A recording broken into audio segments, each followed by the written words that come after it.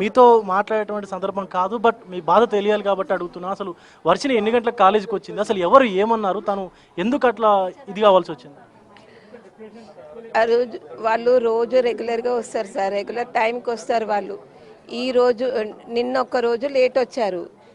వాళ్ళ డాడీకి కొంచెం హెల్త్ ప్రాబ్లం అయింది, ఫీవర్ వచ్చింది, తనకి పీరియడ్స్ ప్రాబ్లం అయింది, లేట్ వచ్చారు. ఒక 40 minutes లేటే వచ్చారు. వాళ్ళ తర్వాత ఇంకా వేరే పిల్లలు అందరు లేటగానే వచ్చారు. వాళ్ళని ఏమనలే, వీళ్ళిద్దరిని, ఈ అమ్మాయిని ఆ అమ్మాయిని. ఫిజిక్స్ మ్యామ్ శ్రీలక్ష్మి మ్యామ్ అంట బయట నించోబెట్టి, లేట్ వచ్చినవు, నీకు ఎగ్జామ్ పెట్టా, నీకు మార్క్స్ అయ్యా, ప్రాక్టికల్స్లో అయ్యా, ప్రాక్టికల్స్లో మార్క్స్ అయ్యా అని చెప్పిందంట. చెప్పి 1 వరకు బయటనే నించోబెట్టిందంట. ఇక బయట లంచ్ కూడా చేయలేదు మా పాప. ఎగ్జామ్ రాసింది, వచ్చింది, వాళ్ళ సిస్టర్ తోటి చెప్పింది. మధుర మ్యామ్ ఏమో ఎందుకు లేట్ అయిందంటే, మా ఫాదర్కి ఫీవర్ వచ్చింది, నాకు ఇట్లా పీరియడ్ ప్రాబ్లం ఉంది అని అంటే, మధుర మ్యామ్ అంటదంట, నీకేనా వచ్చింది, మాకు లేదు, మాకు కాదా, చెక్ చేయాలనా అని అన్నదంట. అలా అలా మాట్లాడిందంట. ఇక దానికి ఆమె ఎక్కువ స్ట్రెస్ అయింది, బాగా ఏడ్చిందంట కాలేజ్లో. బాగా ఏడ్చి ఎగ్జామ్ రాసినాక ఇంటికి వచ్చింది. ఇంటికి వచ్చి ఏమైంది బేటా అని అంటే, ఇట్లా ఇట్లా అయింది మమ్మీ అని చెప్పింది. సరే నేను రేపు వచ్చి మాట్లాడతా, రేపటికి లాస్ట్ ఎగ్జామ్ కదా, నేను సాయంత్రం వచ్చి 4 వరకు మీ కాలేజ్లో ఉంటాను నేను రేపు అని చెప్పిన అని చెప్పింది. మమ్మీ నాకు తలనొస్తుంది అని అన్నది. అంటే ఆగు ట్యాబ్లెట్ వేస్తాను అన్నా. లేదు మమ్మీ నాతో అయితే లేదు, ఎక్కువ నొస్తుంది అని అన్నది. మా బాబుని ఆటో తెమ్మని పంపించిన. అప్పటి వరకు అన్కాన్షియస్ అయిపోయి బెడ్ మీద పడిపోయింది. హాస్పిటల్కి తీసుకెళ్ళిన, గవర్నమెంట్ హాస్పిటల్కి ఇంటి దగ్గర తీసుకెళ్తే వాళ్ళు వెళ్ళగానే ట్రీట్మెంట్ స్టార్ట్ చేసిరు. సెలైన్ పెట్టి ఇంజెక్షన్ ఇచ్చారు. ఆమెకి బ్లడ్లో తలలో కొంచెం ఇదైంది, సిటీ స్కాన్ ఇక్కడ లేదు, గాంధీకి తీసుకెళ్ళండి అని అంటే గాంధీకి తీసుకెళ్ళాం. అక్కడ కూడా ఇమీడియట్గా ట్రీట్మెంట్ స్టార్ట్ అయింది. స్కానింగ్ తీసిరు. సిటీ స్కానింగ్ తీసిన తర్వాత బ్లడ్ క్లాట్ అయింది, ఎప్పుడైనా పడ్డదా అని అడిగారు. అంటే లేదు ఎప్పుడు పడలేదు, తను హెల్దీగా ఉంటుంది ఎప్పుడు. అంటే ఏమన్నా అయిందంటే కాలేజ్ ఇట్లా అయింది అని చెప్పాను. కాలేజ్ ఇట్లా అయిందంటే ఆమె అదే మైండ్లో పెట్టుకొని ఎక్కువ స్ట్రెస్ అయింది, దానివల్లనే ఇట్లా అయింది ఆమెకి అని అంటున్నారు. ఇంకొకటి మధురా మ్యామ్ వాళ్ళ ఇంట్లో వాళ్ళ ఫాదర్ కార్పెంటర్ వర్క్ చేశాడు. మరి అది ఇట్లా అంటే ఇన్కంప్లీట్ చేశాడు, సగం వరకే చేశాడు. మరి అది ఇట్లా మనసులో పెట్టుకొని అమ్మాయిని అట్లా అన్నదేమో అని అనుకుంటున్నాను నేను. అంటే వర్షిని వాళ్ళ ఫాదర్ కార్పెంటర్ వర్క్ చేస్తాడు, మధుర మ్యామ్ వాళ్ళ ఇంట్లో చేసిండు. అంతకు ముందు ఎప్పుడైనా వర్షిని కానీ లేకపోతే ఇతర విద్యార్థుల్ని కానీ ఇట్లా దూషించడము, తిట్టడం లాంటివి ఏమైనా చేశారా? మరి ఏమో స్టూడెంట్స్ని అడగాలి అది మీరు. అంటే మరి యాజమాన్యం ఏమంటారు, అసలు మీకు స్పందిస్తా ఉన్నారా, మాట్లాడుతూ ఉన్నారా? సపోర్ట్ చేస్తానంటున్నారు. అంటే ఏమన్నారమ్మా నిన్న, అసలు లెక్చరర్స్ ఏమన్నారు మీతో?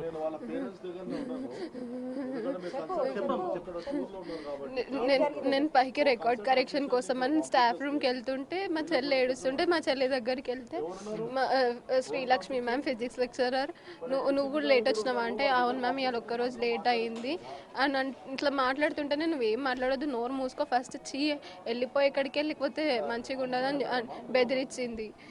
లేదు మ్యామ్ ఒక్కసారి నేను చెప్పేది వినండి ఇట్లుంది అని అంటే, ఫస్ట్ నువ్వు మూసుకొని ఇక్కడికి వెళ్ళిపో అని అన్నది. నేను కిందికి వచ్చేసిన, సారీ చెప్పేసి వచ్చేసిన, మళ్ళీ ఎందుకు పెద్దగా వేయడము అని. తర్వాత మా చెల్లిని తిట్టినారంట ఇద్దరు కలిసి.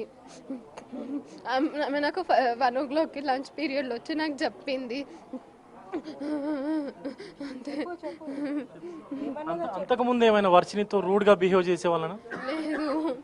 లేదు. మీ అందరితో ఎలా ఉండేవాళ్ళు, లెక్చరర్స్ అందరూ ఎలా ఉండేవాళ్ళు?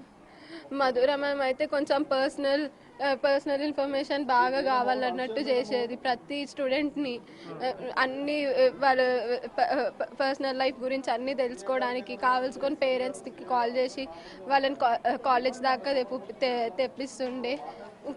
కొంచెం స్టూడెంట్స్ అందరికీ స్ట్రెస్ చేసేది. శ్రీలక్ష్మి మ్యామ్ కూడా అంతే, ఒక్కొక్క పేరెంట్స్కి కాల్ చేసేది, చదవట్లేదు ఇట్లుంది అట్లుంది అని ఒక్కొక్క కాల్ చేసి పేరెంట్స్ని ఇబ్బంది పెడుతుండే. ఇలా చెప్పేటోళ్ళు. కొంతమంది స్టూడెంట్స్ మంచోళ్ళు ఉన్నా వాళ్ళకి బాయ్ ఫ్రెండ్స్ ఉన్నారు అది ఇది అని ఎక్కించి చెప్పినారు.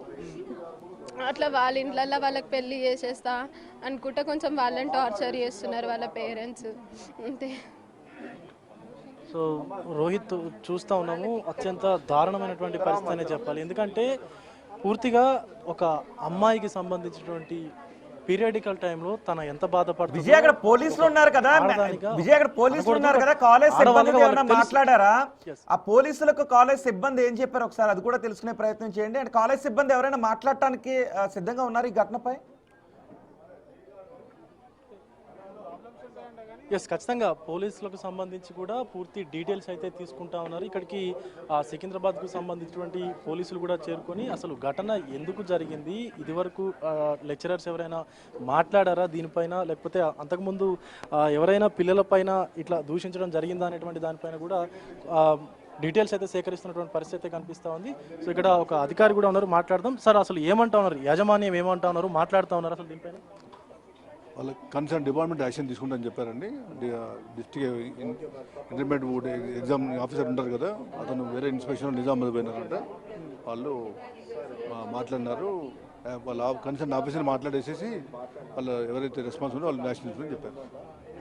ఇప్పుడు పోలీసులు కూడా దానికి సంబంధించి యాక్షన్కు సంబంధించి అయితే పూర్తిగా డీటెయిల్స్ అయితే తీసుకోవాలంటూ కూడా చెప్తున్నటువంటి పరిస్థితి కనిపిస్తూ ఉంది రోహిత్. కానీ జరిగినటువంటి సంఘటన ఏదైతే ఉందో ఇది పూర్తిగా మహిళకు సంబంధించినటువంటి కాలేజు, అయినా కూడా ఎందుకు ఇట్లాంటి దుర్భాషలు ఆడాల్సి వచ్చిందనే దానిపైన కూడా తల్లిదండ్రులు కూడా పూర్తి ఆవేదన వ్యక్తం చేస్తున్నటువంటి పరిస్థితి కూడా ఉంది.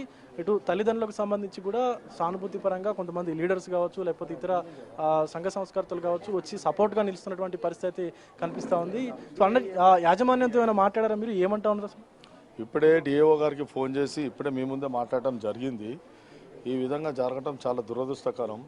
మరి మీరు తప్పకుండా ఇమీడియట్లీ మీరు రావాలి, మరి మీరు ఎక్కడున్నారని చెప్తే వారు అక్కడ నిజామాబాద్లో ఎక్కడో క్యాంపులో ఉన్నారని చెప్పారు. కన్సల్టేటివ్ ఆఫీషియల్స్ కూడా అన్సే మేడంని పంపించారని చెప్తున్నారు. మేము ఇంత నిర్లక్ష్యంగా ఉంటే ఈ ప్రభుత్వం ఏం చేస్తుంది అనేది మాకు చాలా బాధగా ఉంది.